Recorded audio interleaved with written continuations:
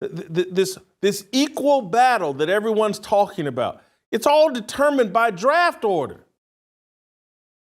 It's all determined by what's going on in practice. It's Mary Kay Cabot that covers the Cleveland Browns. I referenced this to you all last week.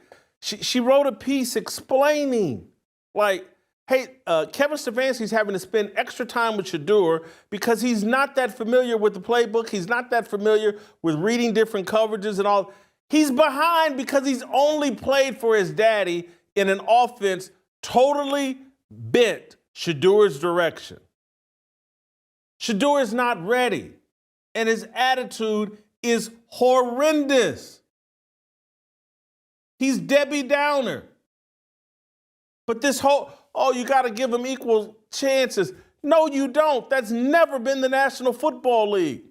That's never been sports. You think Tom Brady got the same opportunity as Drew Bledsoe initially? In training camp and all? No. This is what cracks me up, is there's no consistent logic or philosophy. Every athlete I know, black, white, whatever, all these young athletes, man, I got mine out the mud. I got it out the mud. And what they really want to say is, I want a silver spoon in my mouth. I don't like the struggle. I don't want the struggle. I don't respect the struggle. This, oh, I got it out the mud. It's all just sloganeering.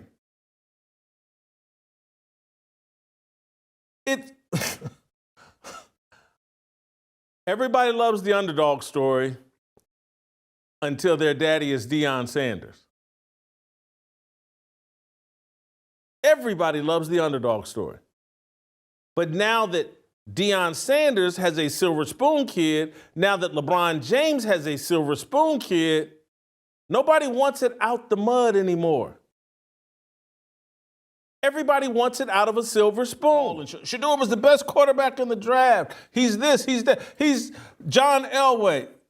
You put John Elway on any team, and the results are the same. The man looked like trash. They keep talking about he's out there with third and fourth stringers. Someone put up a picture of these offensive linemen that were blocking for him. 4 out of 5 of them have been cut. And the pocket is so clean. It's so clean, you could wash a baby in that pocket.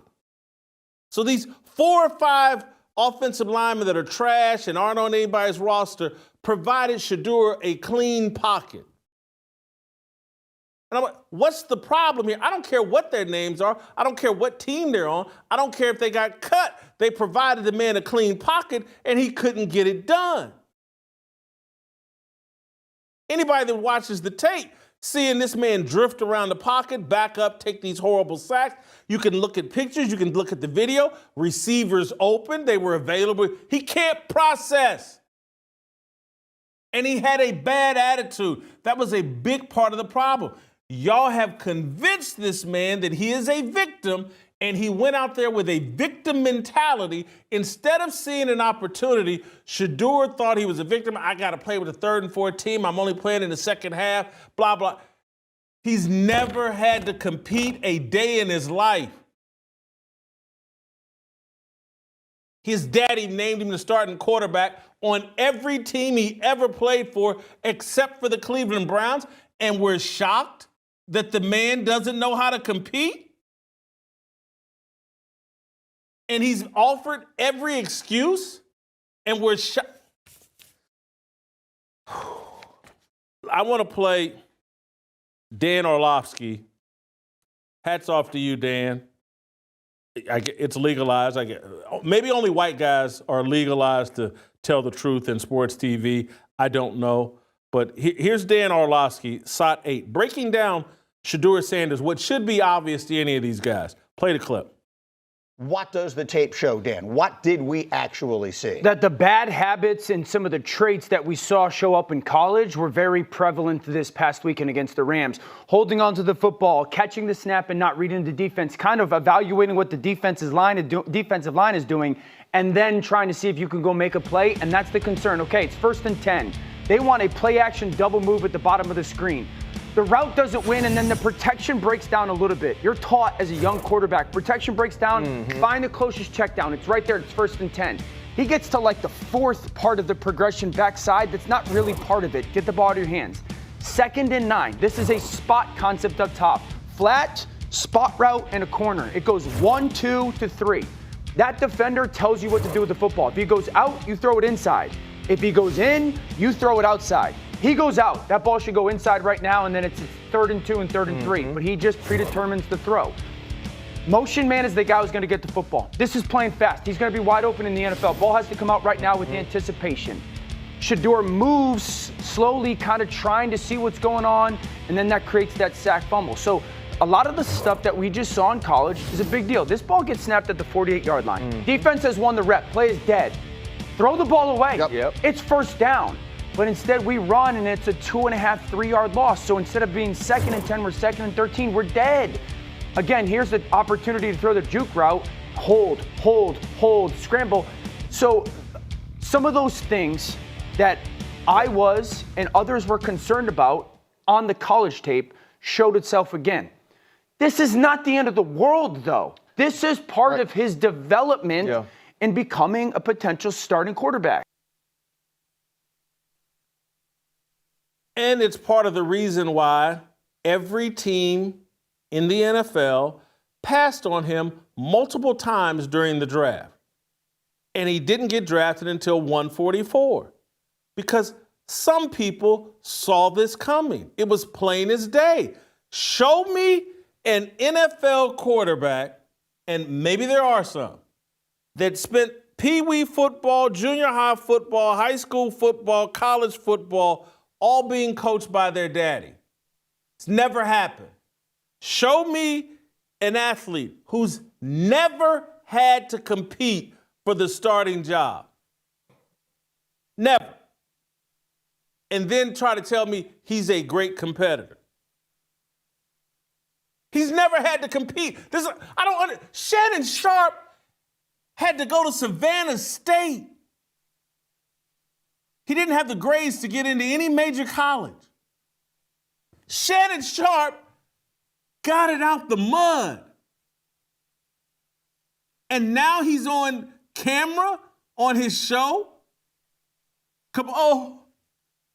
The Silver Spoon kid, he's being set up for failure. He's hosting this conversation.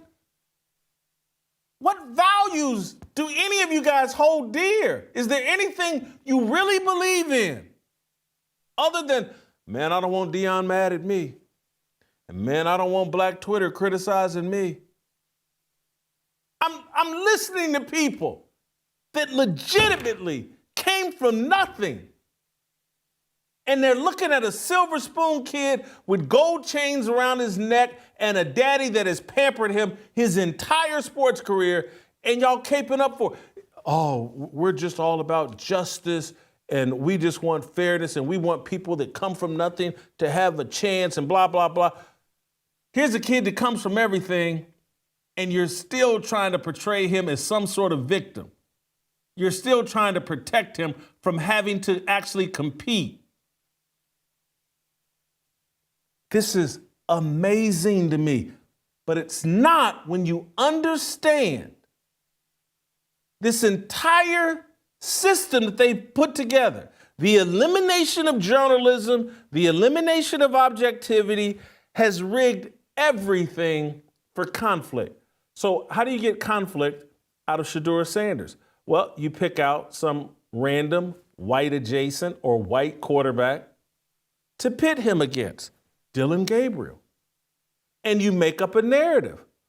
Look what they're doing for Dillon Gabriel. Oh, he got to work with the second team. Now, he was drafted in the 3rd round, the perfect place to take someone you think is a backup quarterback.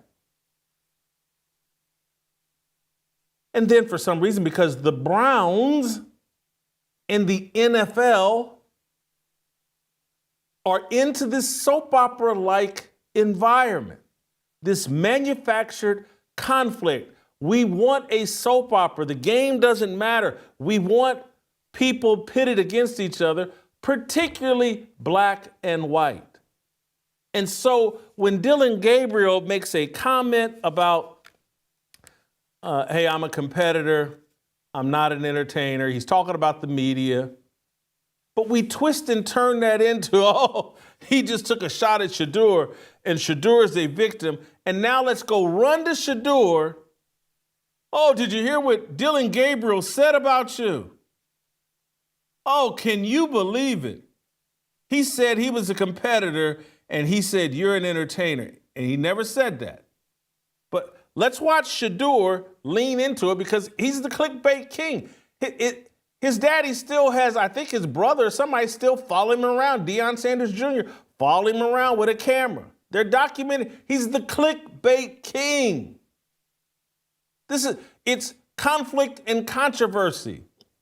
That's what they're selling. Don't miss a second of Fearless. Hit that like button and subscribe to keep up with our latest content.